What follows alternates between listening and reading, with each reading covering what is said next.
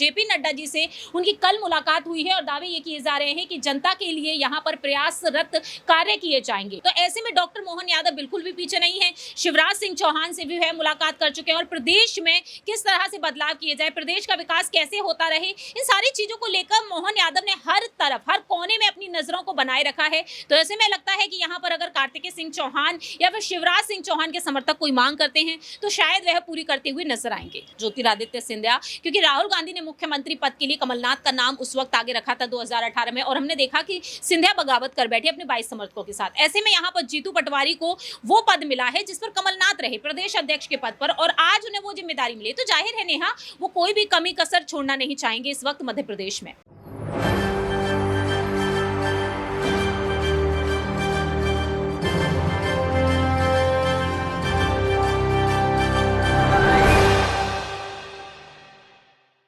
नमस्कार, आप देख रहे हैं एसपीएन 9 न्यूज। एसपीएन 9 न्यूज में आपका स्वागत है और मैं हूं आपके साथ नेहा परिहार। मध्य प्रदेश में इस वक्त सियासी भूचाल मचा हुआ है।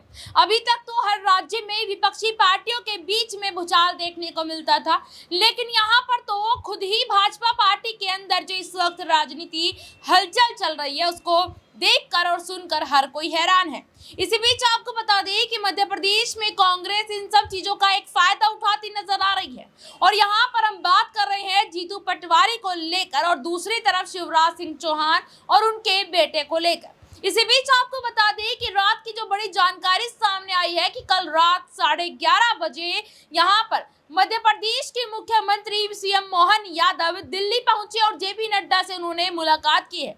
अगर उस दिन से देखा जाए जिस दिन से मोहन यादव सीएम बने हैं और अभी तक मोहन यादव न जाने यहाँ पर 10 बार इस वक्त दिल्ली आ चुके हैं।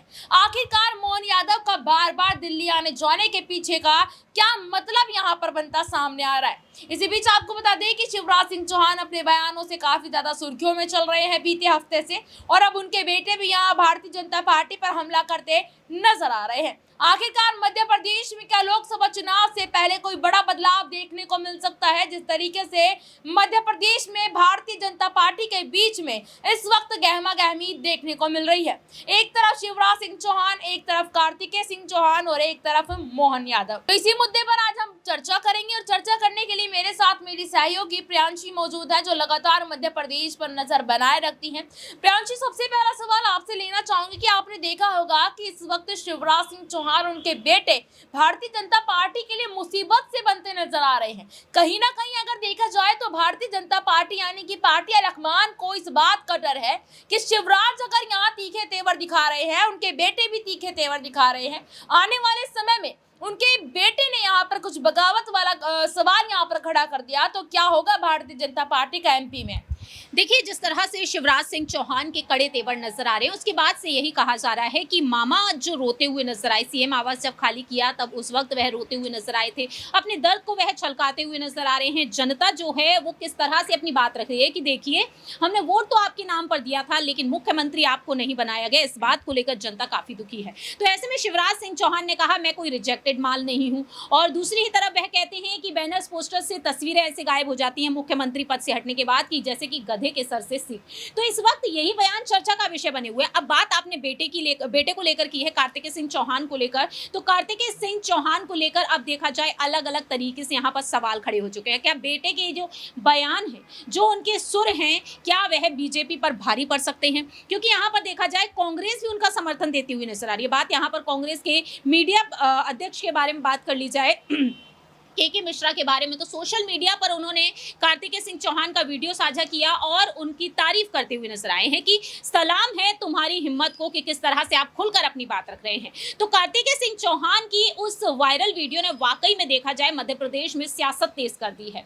अक्सर हमने देखा है कि पाला बदलते हुए कई दिग्गज नेता नजर आते हैं, जो उन्हें पद की चाह रहती है वो नहीं मिल पाता है। तो आज शिवराज सिंह चौहान को लेकर भी यही सवाल खड़े हो चुके हैं नेहा। कहीं ना कहीं यहाँ पर अब यही सवाल पनपते हुए नजर आ रहे हैं कि आने वाले समय में शिवराज सिंह चौहान कहीं ना कहीं एक बड़ी बगावत का उदाहरण देते हुए नजर ना आ जाए।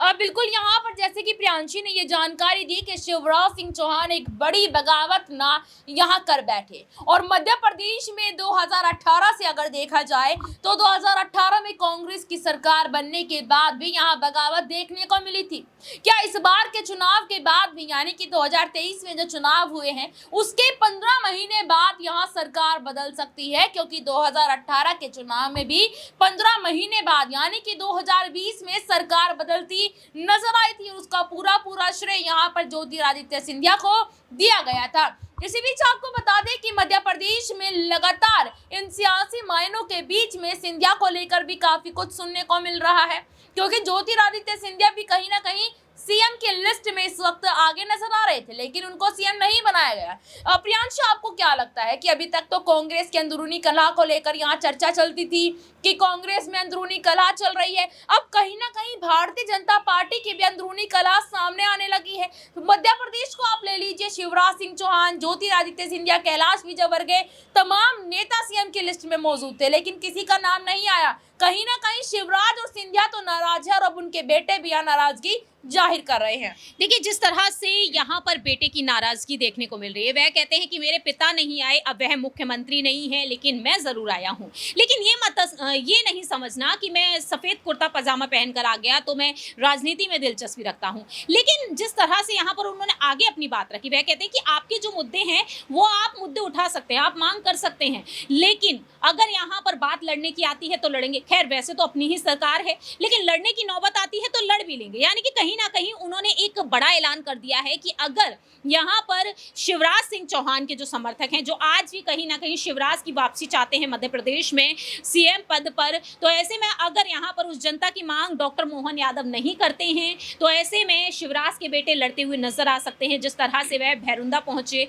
और उन्होंने ये बात रखी। अब बात यहाँ पर डॉक्टर मोहन यादव के बारे में कर ली जाए। डॉक्टर मोहन यादव जो लगातार राज्य भर में एक्टिव है, वह ना सिर्फ राज्य की बल्कि पूरे देश की सियासत पर अपना रुख बनाए बैठे हैं। राम मंदिर का जो उद्घाटन होने जा रहा है, उस उद्घाटन को लेकर किस तरह से वह लड्डू भेजते हुए नजर आ रहे हैं, दूसरी तरफ उन लड्डुओं को वह खुद बनाते हुए नजर आते हैं। इसके अलावा देखा गया है कि कई ऐसे तोहफे भेजे जा रहे हैं। इसके अलावा दिल्ली की सियासत में भी वह चर्चा का विषय बने हुए, क्योंकि जेपी नड्डा जी से उनकी कल मुलाकात हुई है और दावे ये किए जा रहे हैं कि जनता के लिए यहाँ पर प्रयासरत कार्य किए जाएंगे। और मोहन यादव ने कांग्रेस पर भी जमकर निशाना साधा। जब वह नागदा पहुंचे थे उस दौरान उन्होंने निशाना साधा था जमकर। तो ऐसे में डॉक्टर मोहन यादव बिल्कुल भी पीछे नहीं है। शिवराज सिंह चौहान से भी वह मुलाकात कर चुके हैं और प्रदेश में किस तरह से बदलाव किए जाए, प्रदेश का विकास कैसे होता रहे, इन सारी चीजों को लेकर मोहन यादव ने हर तरफ, हर कोने में अपनी नजरों को बनाए रखा है। तो ऐसे में लगता है कि यहाँ पर अगर कार्तिकेय सिंह चौहान या फिर शिवराज सिंह चौहान के समर्थक कोई मांग करते हैं तो शायद वह पूरी करते हुए नजर आएंगे। बिल्कुल, यहाँ पर शायद वो पूरी करते नजर आएंगे। इसी बीच आपको बता दें कि आखिरी सवाल प्रियांशी से मैं यहाँ पर लेना चाहूंगी कि प्रियांशी, कांग्रेस की मध्य प्रदेश की अध्यक्ष जीतू पटवारी ने यहाँ एक बड़ी बात कही है। उन्होंने यहाँ ये जानकारी दी है कि अब जितनी भी लाडली बहनें हैं उनका ख्याल यहाँ भाजपा नहीं मैं रखूंगा, क्योंकि मेरी भी लाडली बहनें हैं। क्या जीतू पटवारी शिवराज की तरह लाडली बहनों का दिल यहाँ पर उनके बारे में सोचकर यहाँ अपनी पार्टी का कुछ नया काम करते नजर आएंगे? देखिए, जीतू पटवारी की बात कर ली जाए, जाहिर है कि वह करेंगे ही करेंगे, क्योंकि उन्हें ये पद मिला है जो पद कमलनाथ के पास रहा। और कमलनाथ के चलते कांग्रेस ने किस तरह से एक नहीं बल्कि 22 से 23 नेताओं को जिस तरीके से बाहर जाते हुए देखा, ज्योतिरादित्य सिंधिया, क्योंकि राहुल गांधी ने मुख्यमंत्री पद के लिए कमलनाथ का नाम उस वक्त आगे रखा था 2018 में, और हमने देखा कि सिंधिया बगावत कर बैठे अपने 22 समर्थकों के साथ। ऐसे में यहाँ पर जीतू पटवारी को वो पद मिला है जिस पर कमलनाथ रहे, प्रदेश अध्यक्ष के पद पर, और आज उन्हें वो जिम्मेदारी मिली। तो जाहिर है नेहा, वो कोई भी कमी कसर छोड़ना नहीं चाहेंगे इस वक्त मध्य प्रदेश में। बहुत बहुत धन्यवाद प्रियांशी आपका कि आपने यहाँ हमारे सारे सवालों का जवाब दिया। लेकिन यहाँ पर वाकई में ये देखना होगा कि एक तरफ शिवराज सिंह चौहान और कार्तिकेय सिंह चौहान एक्टिव होते नजर आ रहे हैं यहाँ भाजपा के खिलाफ, दूसरी तरफ जीतू पटवारी भी कोई मौका नहीं छोड़ रहे, वो लगातार शिवराज का समर्थन कर रहे हैं। लेकिन लोकसभा चुनाव से पहले हर किसी की नजर मध्य प्रदेश के ऊपर है कि क्या मध्य प्रदेश में कोई बड़ा बदलाव देखने को मिलेगा या नहीं। क्या मानना है आपका इस रिपोर्ट पर? कमेंट बॉक्स में अपनी राय जरूर बताएं और देखते रहिएगा SPN9 न्यूज। धन्यवाद।